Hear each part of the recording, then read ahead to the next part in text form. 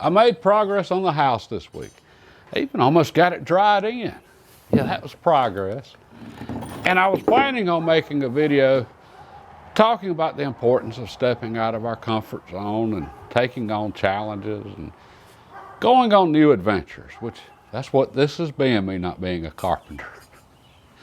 But it's been a real confidence builder, seeing this come together, and I'm really tickled with where I'm at. All right, that's what I planned on talking about.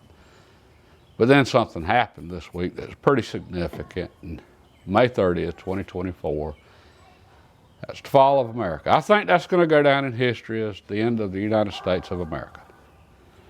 Okay, because that's the day we officially ceased to be a republic, and we're now officially a banana republic, complete with kangaroo courts and Mickey Mouse judges and prosecutors. That's where we're at now. And I think part of what makes me so mad about all of this is I don't even like Donald Trump.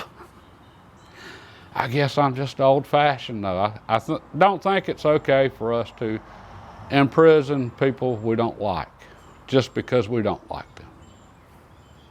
Okay, and I certainly don't think it's okay for federal and state governments to be weaponized and then to go after political opponents for purely political reasons. And that's exactly what just happened. Okay, now, a lot of you don't know any better, and all you listen to is MSNBC and CNN and all of that. All right, you might not know no different, but actually go look up what the charges were. And I'll leave a link below to a video for a gentleman, he's about as angry as I am right now, explaining just how convoluted the charges were against Trump on that. I mean, it's utter, just pure nonsense. Okay, so we're in a new country now. That's where we're at. Okay, and I hate that we're here. We're at war right now. We've been in an ideological war, and there have been casualties, but it just got took up to the next level. Okay, so yeah, we're in a new country. It's absolutely no longer the United States, and I'm angry. I'm angry that we were given the greatest country the world had ever seen, and we squandered that inheritance, and we drove our great nation into the ground to the point that it doesn't exist anymore. The United States of America had a constitution that limits the power of the federal government, and it was written for a moral and religious people and was solely unfit for the government of any other, or governance of any other. To quote John Adams there, badly quote. Okay, so yeah, and when I was thinking about, okay, the importance of stepping out of our comfort zone and learning new skills, I had a comment a couple of weeks ago from a young man, 20 years old, and CNC operator, and he's got a really good job and pays well, but he's bored to tears, and he's wondering if he should quit that job and even take a pay cut to go learn new skills. Okay, I have no idea what to say to a young individual right now. In the face of everything that's going on in this nation and what the future's looking like, I really don't know. Is this a time to be taking a chance and, stepping out there and going on new adventures, or is this a time to say, I got a job and it pays well and let me just hang on to this? I don't know. And I guess my advice on that issue for that young man is, what are your goals? And that's where most of us fail. We don't know what our goals are. What are your goals, and is your job helping you get there? All right, at the moment, I've got a boring job myself. But it's helping me achieve my goals. It pays really well, and it's paying for all of this. Okay, so as long as it's helping me achieve my goals, then I'm going to keep the job. And as far as the skills, don't depend on your job to acquire new skills. You can do that outside of your job. You can, with the time you've got on your hands, and you mentioned everybody else and theirs on their phones and just killing time, you can get on your phone. Just make sure it's not on TikTok looking at nonsense, go look at something that, you're actually learning some skills. Because there's so much information available now. All right. Now, as far as the country and where we're at in the future, skills are always going to be important no matter what happens. All right, well, let's throw that out there. But we've got something different going on now. And yeah, I'm still angry about this, but I'm trying not to let my anger get the better of me at the moment. I have some rather harsh things I'd like to say, but that's not going to help anybody or anything. And I especially don't want to get young people all riled up about this. We should be angry over injustice. And we should speak our minds. Honesty. We should always be honest. And we should always have the courage to be honest. Okay, and right now, there's no difference between men and women nonsense. Okay, the people pushing that know damn good and well there's a difference between men and women. They just want to see if they can make you say there isn't, even though you know there is a difference. They want to see if you're a coward. Don't be a coward. Speak the truth. Okay, that's how we get rid of kangaroo courts and Mickey Mouse judges. And I'd already talked about how our institutions are corrupt now and just incompetent. I've talked about that several times, and now we're to the point that our justice system, it's not even legitimate, at least for the city and state of New York and, well, several others now. Our federal, all of them at this point.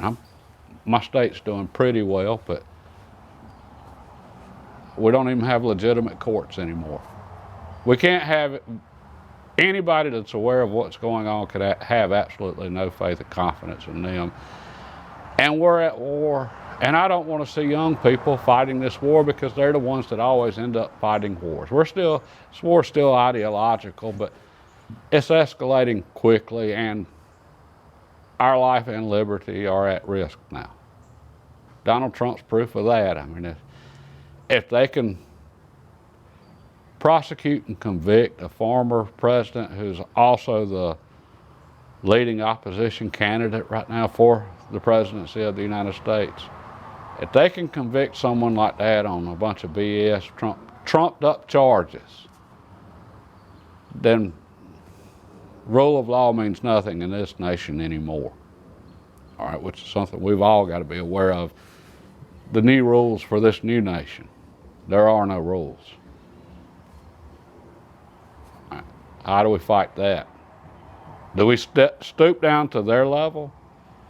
Because right now, that angry side of me, I want to see some Democrats convicted of treason. I want to see some alphabet agencies in the federal government completely defunded and done away with. I'm angry. All right, but I know that's a road I really don't want to see us go down just because of young people.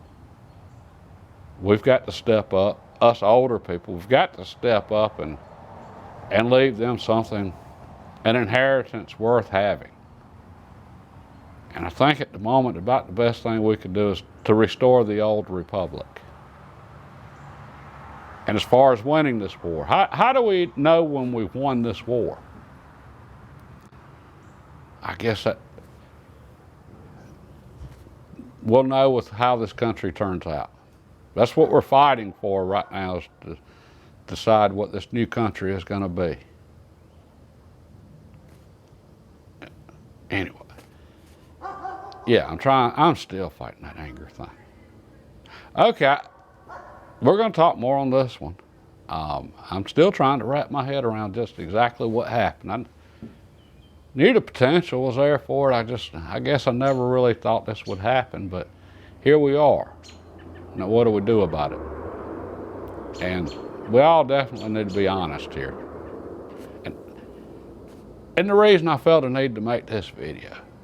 Okay, years ago, I was working at a company, and the plant manager, he was just a horrible human being.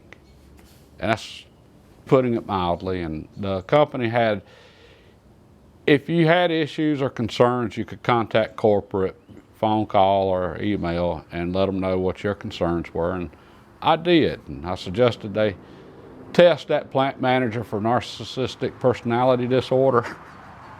And I went on to say what a horrible human being he was. You can imagine how well that went over. And I meant every word of it, and I was serious about it, and the facts were on my side, and I signed it. I didn't do that anonymously.